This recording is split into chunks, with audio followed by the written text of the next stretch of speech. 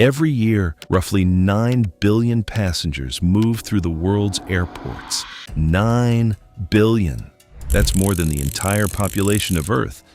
Boarding planes, collecting bags, eating overpriced sandwiches, and desperately searching for a plug socket. And yet, most airports fail them. They're confusing. They're stressful. They feel like parking garages that someone accidentally let airlines use. You land somewhere new. You follow signs that contradict each other. You walk 3 kilometers to a gate that's barely the size of a waiting room, and you think, why is this so hard? But then there are airports that feel completely different. Airports where the whole thing just works. Where you step off the plane and feel almost immediately like someone actually thought about you when they designed this place. Where the light is right, the signs are clear, and the space itself seems to understand what you need. 4 European airports, Helsinki, Munich, Charles de Gaulle, and Rome Fiumicino, have cracked something that most airports haven't, not by accident, and not just by spending more money, by making deliberate, specific design decisions that most airports simply don't make. But before we get to them, we need to ask the uncomfortable question: why do American airports, in the wealthiest country on Earth, consistently fall so far short of what's possible? The Great Divide. Why do American airports fall behind?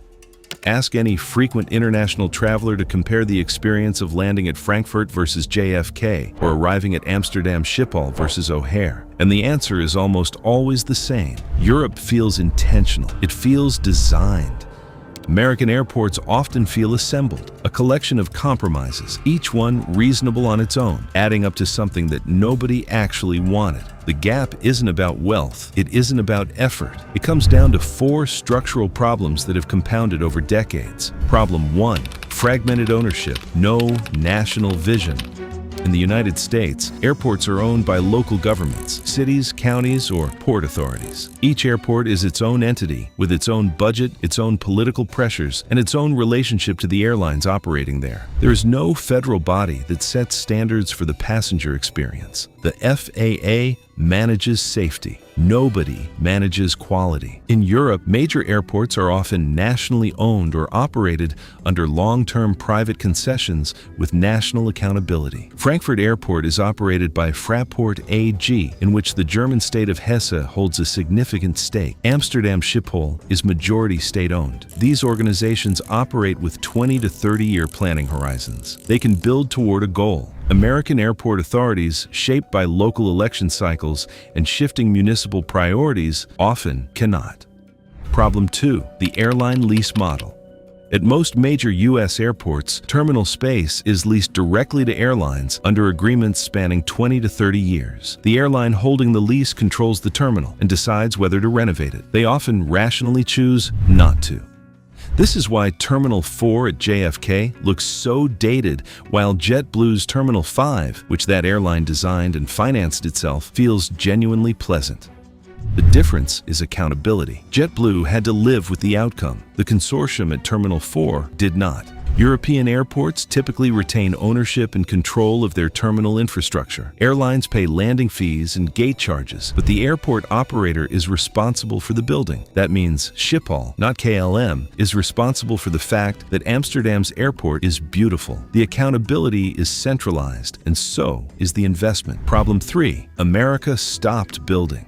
The last entirely new major commercial airport built in the United States was Denver International, which opened in 1995. That is more than 30 years ago. In those 30 years, China built dozens of entirely new airports. Europe expanded Heathrow, overhauled Schiphol, completed CDG's satellite terminal extensions, and finished Fiumicino's Terminal 3-4 building. America broadly renovated, and renovation of a live operational airport is always compromised. You work around existing structures. You phase construction to keep gates open. You patch rather than reimagine. The result is airports that have been improved in places but never fundamentally rethought, which is exactly what the best European airports have been. Problem 4, the transit gap. London Heathrow has a direct rail link to central London that takes 15 minutes. Frankfurt Airport has its own train stations connecting it to the national rail network and the local S-Bahn. Amsterdam Schiphol is built around a major inner-city train station, one of the best connected transport nodes in Europe. Paris CDG connects directly to the TGV high-speed network, meaning a traveler can arrive by train from Lyon, Marseille, or Brussels without ever touching a car. JFK has the air train, widely criticized for its limited reach, confusing transfers, and high combined cost with the subway. Los Angeles International had no direct rail link to its city center for most of its history. The absence of public transit doesn't just make airports harder to reach. It shapes the entire design logic of the facility. Build for cars, and you build sprawling, spread-out campuses optimized for drop-off lanes. European airports at their best are transport hubs. American airports at their best are places you drive to. Let's start in Finland, because Finland tends to start things well. Helsinki Airport handles around 20 to 22 million passengers a year. Mid-sized by European standards, but size isn't the point. The point is what happens to a passenger from the moment they walk through the door.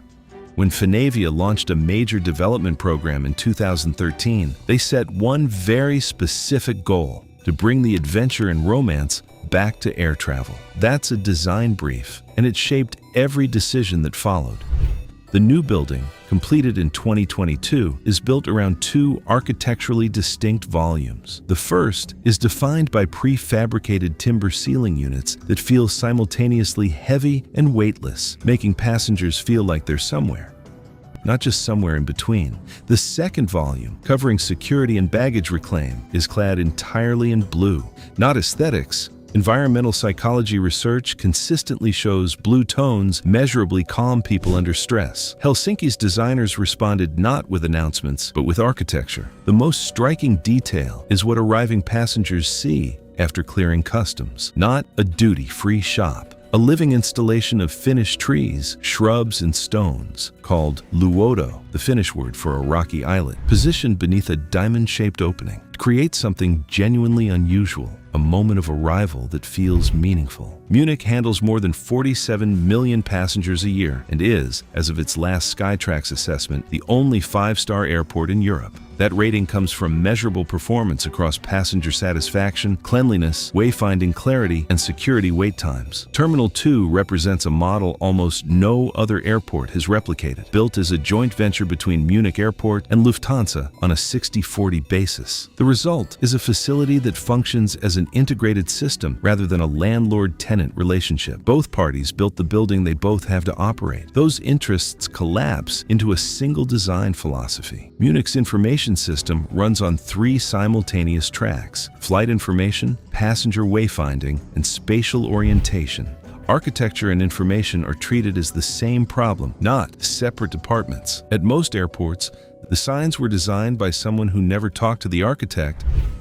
There is a particular pressure that comes with running the airport that serves Rome. Rome is not just a city, it is the city, the one whose name is synonymous with the idea that civilization can produce beauty. Leonardo da Vinci International Airport carries a weight that airports in other cities simply don't have to carry. The decision that most distinguishes Fiumicino from any other airport in the world is the integration of art and culture throughout the entire passenger journey. The airport's symbol is the Vitruvian Man. Reproductions of Da Vinci's works are distributed along the passenger journey, not clustered in a gallery most people walk past. The dining offer follows the same philosophy. Partnerships with Michelin-starred chefs bring serious Italian gastronomy into the terminals. The thesis is that the airport is the first and last impression of Italy, and that impression should reflect the country's actual strengths. And then the details passengers remember. Grand pianos available to anyone who wants to play, a public chessboard, children's areas designed with genuine thought. These aren't budget breakers at the scale of a major airport. They are choices. Conclusion: what these airports share. These 4 airports are very different. Helsinki is calm and precise. Munich is systematic and operationally immaculate. Charles de Gaulle is ambitious and architecturally radical. Fiumicino is culturally layered and distinctly Italian. They all stand in sharp contrast to most major American airports, where the dominant experience is not calm or wonder, but attrition. The gap is not fundamentally about money. The gap is about governance, time horizons, and a question that was asked: asked and answered differently in each case, but definitively asked at the beginning of the design process, who is this airport for and what do we want them to feel? Helsinki answered, calm, oriented, connected to place. Munich, efficient, reliable, the most operationally precise airport on the continent. Charles de Gaulle, ambitious, willing to make architecture that demands something of you. Fiumicino, Italian, cultural, worthy of the city it serves. America's answer at most airports has been sufficient. And in a country that built the interstate highway system, the Golden Gate Bridge, and the Kennedy Space Center, that is a choice made repeatedly in budget cycles and lease agreements year after year. 9 billion passengers a year move through airports. 9 billion chances to do this right. Europe, at its best, has decided it wants something more than sufficient. The question for America is whether it is ready to ask the same question.